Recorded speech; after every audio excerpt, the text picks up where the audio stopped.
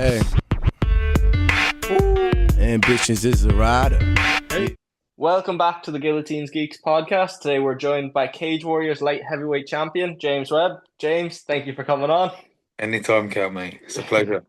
I It's a seen the pleasure. big smile when you seen Cage Warriors champ there straight away. How does it feel to be the two-time champ now? It's great, mate. I haven't fought for a year, mate. It's great. It is great. I haven't fought for a year. I don't really feel like the champ anymore, mate. There's been a lot of stuff going on, a few personal things. But that if fucking mainly injuries, mate. I've literally had an injury since the last fight, which I've still got now. And then I've got injuries that I picked up 10 years ago that still plague me now, and so I'm not joking. I've been battling it because ever since the last fight, I've still been like doing a lot of training and helping out all the guys. So it's just part and parcel of the sport. And like I'd love the opportunity to fight, but I can't even get like 2 weeks, 3 weeks in a row without picking up another injury at the moment. So yeah, like I am still the champ, but I don't really feel like I'm the champ. But listen, I've got two belts, so whatever. But you also have to look at it this way. Like last time me and you spoke, you just made the move up to light heavyweight. A lot Yep. of fellas were commenting on it and going, "Is this the right move for your career?" A lot of people kind Yeah. of doubted it, especially given you're kind of an older fighter in the sports now. You've been fighting professionally since 2014, and Mate, can you then believe like that's sorry, I've just stopped you there, man. That's the thing that really gets me as well. I yeah, was talking to a fella because I've got my gym getting re re like revamped. So there's a lot of building work going on. And there's a guy that like I was playing like men's football when I was 15 mm, and he used to be one of the coaches. And for as long as I remember, even training martial arts, I've always been like the youngest. mm. Now I'm the fucking oldest, mate. I'm the oldest everywhere. And so when you're like now like giving your age, I'm like, yeah, man, I can't believe how old I am. And I can still go and. But you think about it, like a lot of people would have thought moving up from middleweight to light heavyweight, oh, he's an older fella. It doesn't normally tend to work out too well. You look the fucking best you've ever looked since you've Best I've ever gone up looked, to man. light heavyweight. It's incredible. Like Yeah, you've won the belt, you've defended the belt in your best performances ever, if I'm I going to put it know. honestly to I you. I think absolutely it's agree. incredible. I agree, Cal. Thank you ever so much. I agree. Yeah, I knew it was a smart move, man. I knew it was a smart move. And I needed to do it. Like middleweight was just too much. Hmm. Um, although ironically, I won't. I'm not going to say if I'm going to say. Actually, it might go against me later on. But um, it just become hard to do, mate. The fight camps are all about making weight, and I know there's loads of fighters doing that. I know loads of fighters spend their camp making weight. Um, but that's not. It wasn't good enough for me.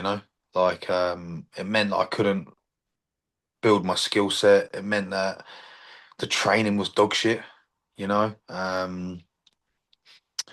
like I needed to like think about my health as well. Like man, the last cut I did 10K overnight when I fought Mick in 2023.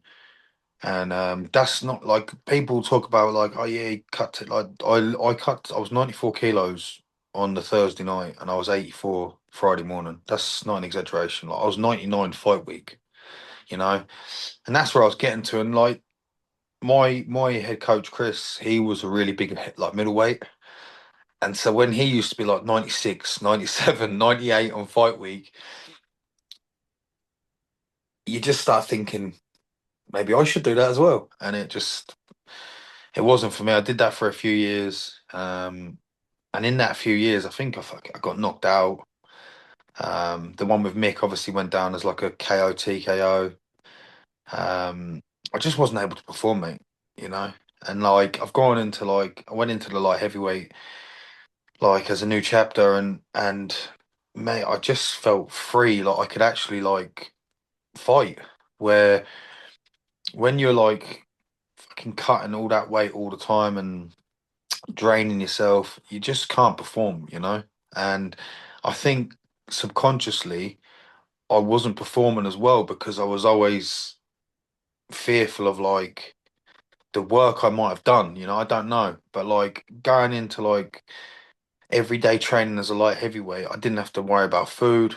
Like not once. I just eat what I want, man. I think I was eating roughly like most days, like between 6 and 7,000 calories, and like making the weight was the easiest weight cuts I ever made. Like I weren't even cutting weight. I'd be cutting like 2 kilos in the morning. Like I'm not a big light heavy. Like I'm not a 107 or 108 kilo light heavy. I'm not that big. Um, and I don't know what it was, but I just felt then like because of how then I was training, I was just then taking that into fights. You know, where like when you're like not eating a lot and you're trying to make the weight, my training was dog shit. I was just going back to what I'm good at, which was like just get people to the ground and fucking try and sub them. And I think I spent most of my middleweight career doing that. And then at light heavy, I've just like that side of my game has always been there. I just didn't feel like possibly the confidence was there. Um, and now it is, and I think the three performances I've had as a light heavyweight probably are the top three performances of my career, you know. And I've had some good performances as a middleweight, like winning the belt and the fight against Craig White, beating Craig. They were all good performances, Like they were, there was like pretty much my A game, go in, take you down, sub you. But I've been able to show different parts of my game off, and that's what's been a pleasure, really. And I really enjoy fighting. I love fighting. That's a bit of the shame about not being injured, man. I'm 36 now. I'm I'm injured. Like I'm not injured like little things. Like I'm injured, and there's like this harsh reality that that's it. And I hope it's not. Although time is going, I don't want to be a guy fighting at 40 years old. Do you know what I mean? Like I've got two young children now, and I own a business. So fighting at 40 years old isn't something I'm looking to do, but I'd still like to go. I don't feel like I'm in my prime, but I still feel like I'm as good as I was in 24. I think I'm better than I was last year when I beat John Allen. Um, so I still feel like I've got a little bit left to give. I do think there's like 4 to 6 fights where I can still perform how I have been. But it's just trying to get myself in a position to do so. And again, like there's the external things again, like family and business, their priority. So like in my 20s, it wasn't an issue. Do you know what I mean? Do what you want, go travel over here and compete, and you didn't have any money anyway, but you could just do what you wanted. But that's not the case anymore. So there's other things that have to like be I have to weigh things up properly. Which is now not about fighting. You don't weigh things up. It's an idiot's game. A good friend of mine told me that. It's an idiot's game, and when you've got responsibility, you have to stop being a bit of an idiot. I'm trying. I'm still an idiot in other areas of my life, but obviously, when it comes to my health and fighting, that's where I'm trying to, be a bit smarter. But I would love the opportunity to potentially get back and go again, even if it was a last hoorah, like fighting in Dublin last year was unbelievable. And if that was the last time I fought, I'm sad about that, but I'd be also proud of it as well. That was a real full circle moment. Like for the length of time I've been in Dublin, never competed there. So that was unbelievable. That was unbelievable. But I guess we see, Cam, mate. I guess we see. Well, not only have you been having an amazing career yourself, you're also bringing some lads up and coming now. I'm a big fan of one of your fighters, Christian Young, the Yeah. Combat Institute. It's amazing. I remember talking to you about him as an amateur. Now you're starting to see him go into the pro ranks, and Mm. fuck, he's a phenomenal wee fighter. And I think it'd be lovely to see the two of yous on a Cage Warriors card, or even It maybe even would a be lovely. PFL card or something like that. That would be lovely. Christian's he's a great lad. He's a really good lad. He's very he's very talented. Um, he's he's very good at the sport. I don't think he has enough belief in himself. which again, I feel like I'm okay to say that because I've been there, you know. So I think I'm at a point now where I've been around so many great fighters over my career, the best guys in the world, and you get information from them and you train with them and you feel it, and it's not the level's not that crazy. Do you know what I mean? Like it is. Don't get me wrong. Like the best guys in the world are the best guys in the world, but there's no like they're all human beings, you know. And I think what happens when you come into the sport amateur and you're early pro, I think you believe there's like absolute levels, and there is levels. There is, you know. But I think like sometimes you think like it's like you're fighting Superman, you know. And that's the biggest thing I'm trying to get across to my lads now is like these guys, they're human beings. They bleed. They have to breathe oxygen. They're the same as you. They're exactly the same as you. You're going into a fight, it's 50-50. I think predominantly it comes down to who wants it more, you know? But Christian's, he's a very, very good fighter. He's now brown belt in jiu-jitsu. He's a good grappler. He can strike well. It's just it's just putting it together on the night, isn't it? You know, like how many greats are there out there? How many world beaters out there are there in the gyms that come fight night? It's just sometimes the ability to switch it on, you know. And um, again, I think the more you think about it, which is a smart thing to do, I think that's when you start to like weigh up like what you're doing and what about if they do this and what about if they do that? And that's what I think fighting, you just have to be sometimes just like not an idiot, but like I'm just gonna go and do me. Fuck what they do, you know. And I do think there's a little bit of that um, is what's needed for a lot of fighters, you know. Instead of second guessing themselves and thinking, well, what could he do? Or I'm waiting for him to do this. I think, fuck it, like he's gonna do what he's gonna do anyway. You might as well just go out there and punch him in the face. But yeah, Christian, he's um he's had 3 pro fights. He's gonna be back in again in July. He'll be fighting locally. He'll be on Cage Warriors Southeast.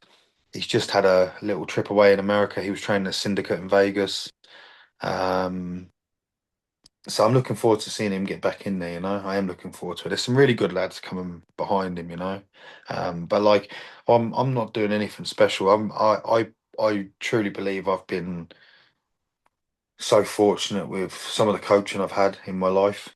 And so the coaching that I've been given and I've learned from, I'm now just giving it back, you know? Like I'm doing what the guys are doing in the UFC. I believe we're doing the right work, you know? So I don't think it's much down to what I'm doing at all, really. I think it's just like give the lads the right information and get the results. And the results have been good, you know? Like, unfortunately, we've just come off a couple of losses. It's amateur fighting, you know? So I'm not too concerned about amateur fighting. Amateur fighting is about making these mistakes. If we weren't making these mistakes, they'd already be professional fighters, you know. But yeah, I feel like I'm very blessed. Like it's not if I didn't train with the guys I trained with, if I didn't venture out and did what I did, get to Ireland, train with Chris and Tom, Modestus, his dad Gintas, Andy Aspinall. Without those guys, I don't think I'd be half as knowledgeable. You know, like you're constantly every time I'm at these training sessions, I'm learning and I'm taking away things, and I'm like, right, that's useful. I can show that here, and I can use that here, and it's working. You know, so like I feel like I've been very, very blessed with the men that I've got to learn from. You know, and I am grateful for that because obviously fighting is a short career, but coaching's going to be a bit longer for me, and I'm going to be coaching for a while to come. So I'm extremely grateful for the men that I've got to be around and learn from.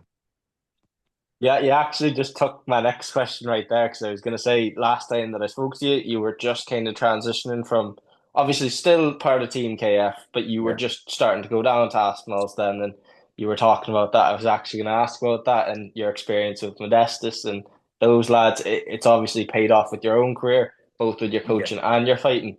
Yeah. Uh, it's amazing to see, and sure, you were cornering him his last fight out, weren't you? Yeah, yeah. I just got back from Vegas with Modestus. Mm. Um, I've been to Vegas twice this year. Went January and May. So yeah, they're unbelievable opportunity. They're unbelievable opportunities, you know.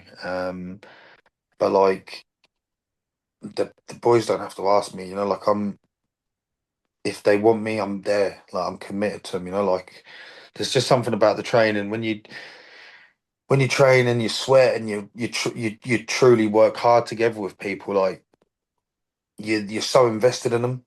Do you know what I mean? And like that's how I feel. Like they ask me to do something, yep, I'll do it.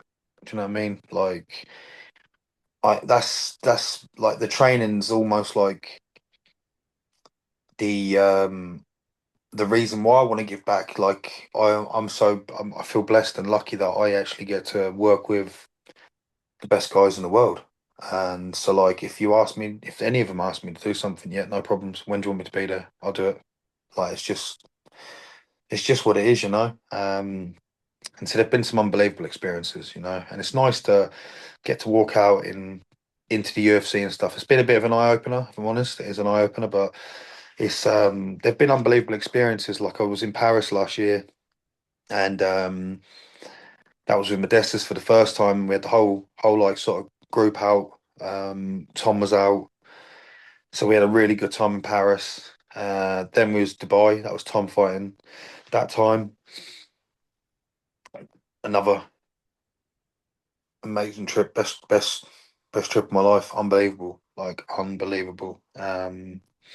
Just unfortunate how the outcome was, you know. But it was a great trip all the same, you know. Like for a fight week, it was fairly relaxed. It was good vibes. Um, so yeah, and then Vegas beginning of the year that didn't go our way. Um, and then we redeemed ourselves. Well, I didn't redeem myself. Like that had nothing to do with me. Modestus is in my opinion, one of the best light heavyweight out there. I really believe it. You know, if you've ever trained with him, he's a freak. Like he's like one of the most gifted athletes I've ever met and ever trained with. You know, and the same goes for Tom. Like for a man of 115, 16 kilos, like these guys are serious athletes. You know.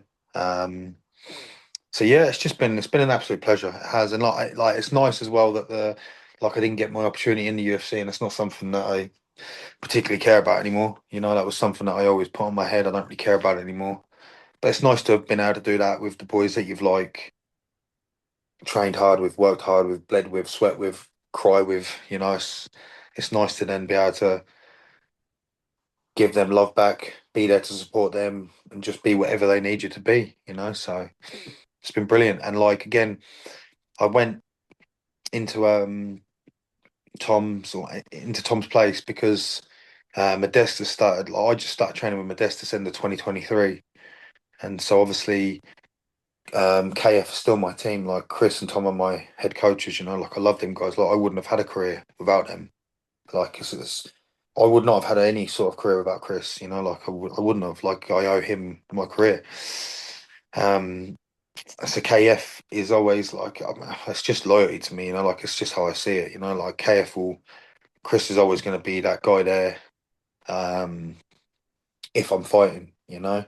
But when it comes to like going to light heavyweight, Chris was one of the guys who was like, you can't be here. You need to go and find the bodies.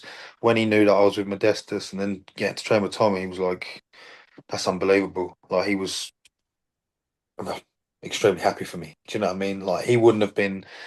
I don't think he'd have been confident with me fighting light heavyweight training in KF because he didn't have anyone for me there. You know, like if Chris was still fighting, like when I first went and met him, he was still fighting.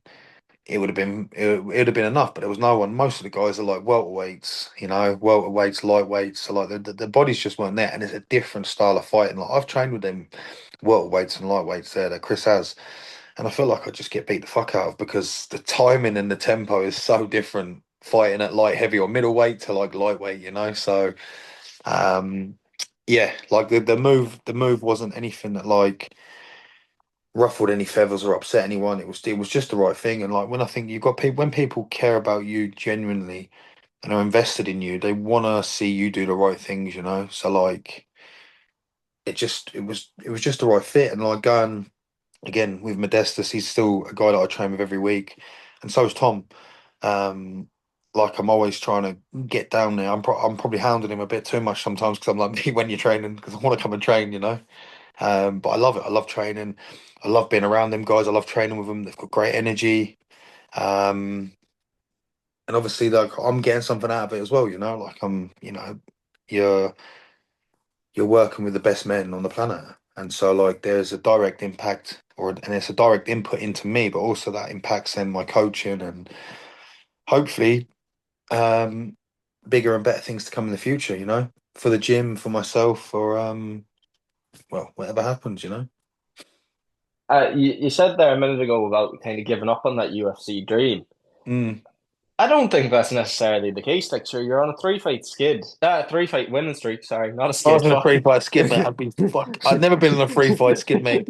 After I was on a two fight skid, I nearly fucking quit. I was like, I ain't doing this shit no more. No, I meant three-fight streak. I don't think it's out the picture. If anything, I'd be calling if it was me making the decision now looking at the UK scene, you'd have to be up there for the UFC or the PFL and the recruiting, especially if you can get fit again and get that run, especially. Listen. I think you're right as well, but it's just not something I'm setting my heart on. You know, like I stood on standby last year for the UFC, Mm. and to some extent, I still am now.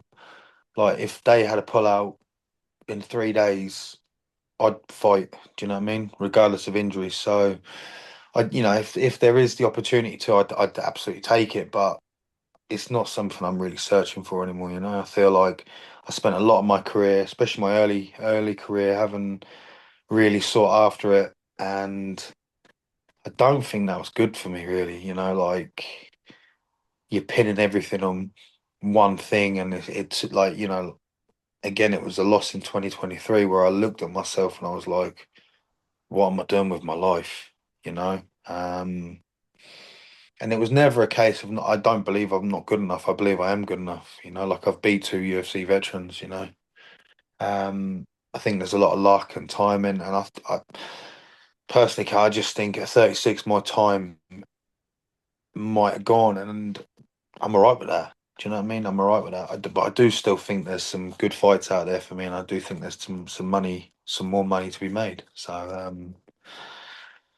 I guess we just see, mate. You know, PFL, yeah.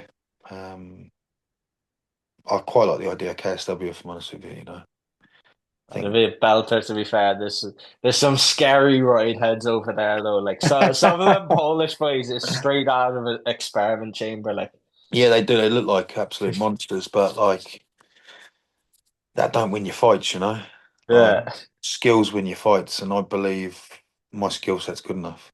So um, yeah, fuck it. We just have to see, mate. Like I said, like my currently, it doesn't feel like fighting is the top of my list. You know, it's not my top priority, but you know, but what is a top priority is still making sure that I'm training with the right people. You know, just in case something does line up. You know, if the stars do align miraculously, I'd be there. But it doesn't even have to be miraculously. Man. If I got a call to fight tomorrow, I'd go and do it. You know, because like I said, it's an idiot's game, and I am still a bit of an idiot. So it's just what it is, mate. You've also got two-time Cage Warriors champion on your resume. You've also got to have some of the best tattoos in fucking MMA. We spoke about this last time. You were getting work done, the kind of cybernetic kind of theme stuff. Yeah. Have you got anything else done in the past 2 years since we spoke? I've had so much more done. Like my whole body's been changed now, so we're still nowhere near done. My tattoo artist said to me, "We've nearly got your first bodysuit on, Mm. and we've got to do about three of them, just because of the way he builds it. So he almost like does the background work first and brings everything forward. My legs have been done. One leg's been outlined. One leg's had a bit of shading on. The back's had a bit more. I've lost my nipple. My nipple's gone now. I've got a black nipple. That's been shaded. I'm gonna lose all that as well. I'm back in again on the 3rd of Right. July, so I'm gonna lose that armpit now. He put a bit. I actually went in. I went in about 3 weeks ago, but I picked up an infection, quite a bad infection, before I went to Vegas. It resembled a lot. It resembled a lot like staph. I don't Oh, know what it was, but I picked up. I got sick on. It was a Tuesday. He's tattooing me, and I'm like quite sick. And it was a Tuesday. I went to the doctors and got antibiotics for this fucking thing. And he started tattooing me. And normally he's doing my arms, and so they're like lovely sessions. Like when you're tattooing the arms, man, I'm going to sleep. And I was in the worst pain I've ever been in. I actually asked him to stop. I was like, I've got to stop, mate. Um, but he was putting a bit of red in, so like the idea of inside the arm here, this is meant to be like a bit all more like vulnerable, like all viney and sort of veiny and vascular. And so he's going to run some like red through it and then blue through the other arm, almost like cut off switches, where all the outside of the body is going to be like armored, if that makes sense. mm, Doesn't really, yeah. but it will do, you know. I think this time, by the end of this year, my arms were like, I won't have any skin left. That's the issue. Like, there's still skin you can see, but by the end of the year, there'll be no skin left on the arms. Like the arms will go, the hands will go, the legs will go. The only skin that'll be left will be the just through the center of the body. You know, everything's going to be sort of gone. So I am really looking forward to it. That's another sort of fucking career, mate, you know. So every month you're just getting ready to get blasted by that, you know. But I reckon I'm halfway through, about 4 years in. We'll be 5 years in September. I reckon I'm about halfway through right now. So I'm hoping before I'm 40 I'll be fully armored up. Maybe once I get that tattoo done, the injuries might fade as well, but we'll see. We will see. And then I've got one last question for you. I was having this debate with somebody the other day. Obviously, I compete myself in MMA, as nowhere near the level of you. Like, but I was talking to somebody about would I ever get my kids involved in the sport? Obviously, I've just the one wee girl at the minute, and I was saying I'd love to have her involved in something like jujitsu, but I wouldn't love to see her fighting. Yeah. What about yourself with your children? Will you have them involved in combat sports at all? Would you Yeah. want them to pursue a career in No. it, or just yeah? No. No. Um, my little boy trains. He does jiu-jitsu twice a week, and he does kickboxing once a week. Um, he's 5 years old now. He's been doing that for about. He's probably been doing that since he's about 4.5. So he's been doing it a while. He really enjoys it. Typically my partner Sid, she's constantly like playing the fights around the house. Not just me, but she'll be playing. I like if I'm on fight shows, she'll play the whole show. All the like Modestus, Tom, if any of them guys are fighting, plays the whole show. So like my son knows all them, like he asks about them and talks about them because he watches them fight, and he really enjoys it. But I have no interest in him fighting whatsoever. I don't mind if he wants to compete in jiu-jitsu. I'm happy with that, and I want him to be a black belt in jiu-jitsu, and I want him to do kickboxing, and I'm happy for him to have a few kickboxing like inter clubs or even bouts just to know he can defend himself. But like, I don't want him going near MMA. Like, I want him to grow up middle class. I want him to grow up not having to feel like he needs to prove anything to himself or to anyone. And I think if you're not, I can't speak for everyone, but for myself, like you fight because of something you're trying to prove wrong to people, and like I feel like I've completed that of me. Like I constantly was like battling my own head about not being good enough, or yeah, I did loads of things, and fighting's a good way of sort of overcoming these things. Well, it is if you're winning and doing well. That's been a good way to like help overcome like inner voices. Um, but hopefully his inner voice is a lot better, and it will be a lot better than the inner voice that I had and give myself. So I don't want him to be a fighter in any capacity. I hope he wants to just like he loves singing and he loves I say playing instruments, just making noise. So I'd love him to just go into something like that, something where he's not going to be getting fucking elbowed in the face, mate. So, and like I don't know how willing I would be to sit there and be able to watch that anyway. Like I've sat in like corners now with amateur fighters. I've sat in a main event in the UFC, and you're shitting yourself. You know, you're fucking shitting yourself mainly because of the investment in that person you're with.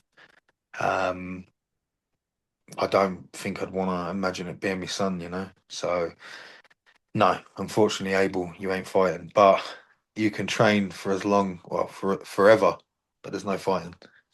I have the exact same mindset as you, like, but it was all based off. There's a fella, the Mullins from up in kind of Liverpool ways, and they have their wee son, Mini Mullen. He's always Right. training the whole time. Kind of sparked a debate online of do MMA fighters want their children to pursue the sport? I was thinking to myself, not a fucking chance do I want her to. Like, Hey, it's, do you know what? Like again, coming away from what I just spoke about there about, being hurt, like it's such a hard career.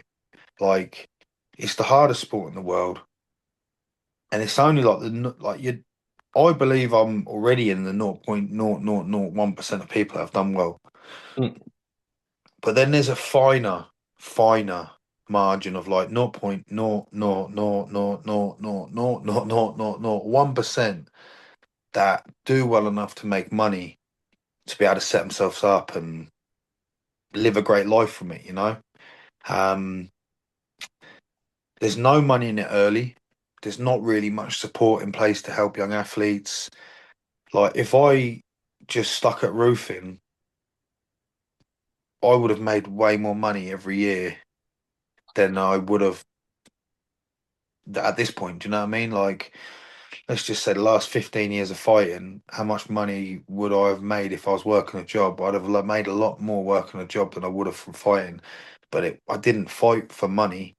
I just fought because one, I love it, and two, because I was fighting something for myself, you know? Um, and so I don't think without that want or need, there's no need to.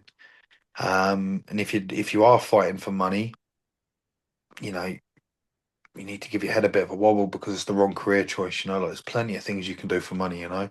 Especially like it's not a job where it's stable income. You take an injury, which again is why I might not be fighting again. If I took an injury and I couldn't work for 3, 4 weeks, that would fuck me. If I had a big enough injury, 3 to 6 months, that would be the end of me. Do you know what I mean? So yeah, it's not something I'd be pushing on him to do. If it was something he really wanted to do and he was excellent at it and he was extremely talented, maybe you let him find their way with it, but it won't be coming out of my mouth for him to do that. You know, like him wanting to fight, I would be against. Um, which is funny because my dad didn't really watch me fight very often, and it was always because he was like, I wouldn't want to see you get hurt, which again is very it's quite silly when you're in a fight because you do get hurt, you know, but you never get really hurt in a fight because of adrenaline and stuff. Again, of course, there's the exceptions, as we know, like fucking ACLs going and eye injuries. Like there is exceptions where fights do get stopped there and then because they're serious enough to be stopped. But normally, like you get leg kicked, whatever, get kicked in the body, kicked in the arm, you don't feel it. It's only as soon as the bell ends, you're in agony, you know. So. that first shower after the fight's the hardest part of your life. Like, I don't know what you're talking about, man. I don't shave about 3 days. I do always try and shower after, and I Hey, feel like collapse, and I'm holding the walls trying to stay up. Like, every time, it's a lot. Well, as long as I remember now, it's going back away. But as long as I remember, like I've always fought, and I just haven't slept that night. I can't. I wouldn't even bother showering, like just because I know how much pain that would be. So I normally spend like the next day up. The night, then I might try and get in the bath or something, but I ain't got no one to impress at that point, so I don't need to smell good, you know.